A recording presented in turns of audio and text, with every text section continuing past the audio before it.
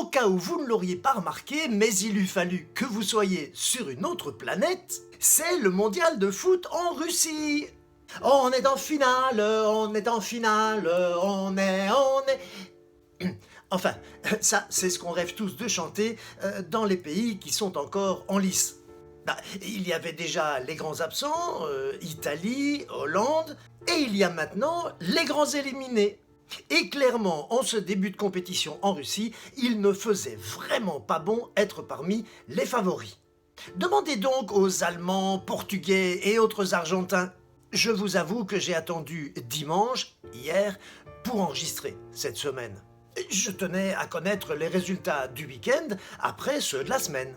Et le moins qu'on puisse dire, c'est qu'il y a eu 3 énormes séismes sur la planète foot. Et du coup, au moins dans 3 pays, on a une sacrée gueule de bois.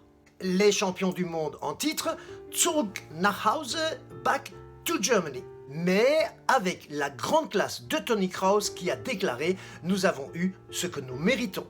La presse flingue la Mannschaft, mais les joueurs assument. Chapeau. Côté Argentine, par contre, le Messi ne marche plus sur l'eau. Au contraire, il l'a prise et pas avec beaucoup de classe. Non seulement il n'a pas été à la hauteur de sa légende, ce qui est pardonnable car ça peut arriver, mais surtout il a montré la mauvaise voie à certains autres. Il a pris un avion en catimini sans assumer le moins du monde la défaite, ni à minima s'excuser auprès du peuple argentin qui avait placé tant de foi en lui. C'est dommage, peu couillu et franchement, ce n'est pas un exemple pour les gamins. Enfin, sans doute que pour Messi, la messe est dite et qu'il ne soulèvera jamais cette fameuse coupe dont il a rêvé 4 fois. Et puis en une journée, on a aussi perdu Ronaldo, l'autre légende qui n'a pas vraiment brillé. Lui aussi, botte en touche, ce qui est déjà un peu mieux que pendant le match contre l'Uruguay. Pas le moment de parler, dit-il, ok, prends tes millions et rentre à la maison. Dommage, là aussi. Et puis, il y avait cette semaine 2 équipes qui nous intéressaient de très près, nos Diables Rouges et nos voisins et amis, les Bleus. Pour les Diables, contrat rempli et avec la manière contre l'Angleterre. Un match qu'on avait prédit truqué, certain que des Belges calculateurs mettraient le frein pour terminer 2e du groupe et pas en tête afin d'avoir peut-être un adversaire moins fort lors du prochain tour.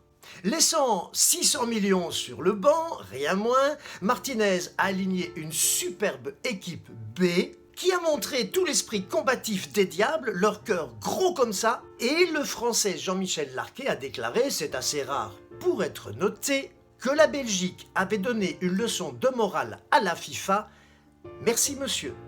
Résultat, juste pour emmerder tous les grincheux qui nous enterraient à l'avance, en ce compris nos confrères de l'ADH, la Belgique sort en tête des poules avec pas moins de 9 buts en 3 matchs. Lukaku est second au classement des buteurs et nous restons invaincus depuis 22 rencontres, excusez du peu.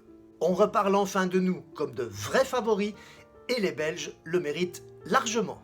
Et puis j'attendais aussi le résultat de nos amis les Bleus, prêts, je l'avoue à ma grande honte, à les charrier un petit peu en cas de défaite, mais c'était top de les retrouver brillants.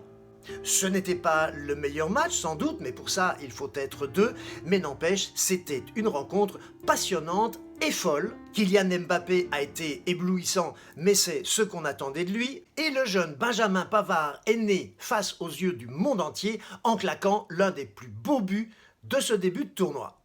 Ces Bleus-là sont capables de tout, et si Antoine Griezmann se réveille complètement, ils seront très dangereux.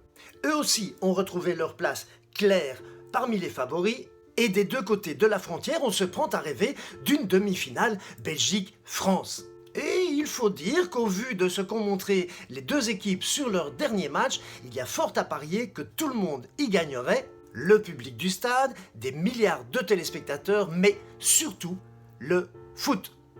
Avec un match bleu, blanc, rouge, noir et jaune, ce serait en tout cas du beau spectacle garanti, et après, ma foi, que le meilleur gagne, mais que diable, ce sera nous.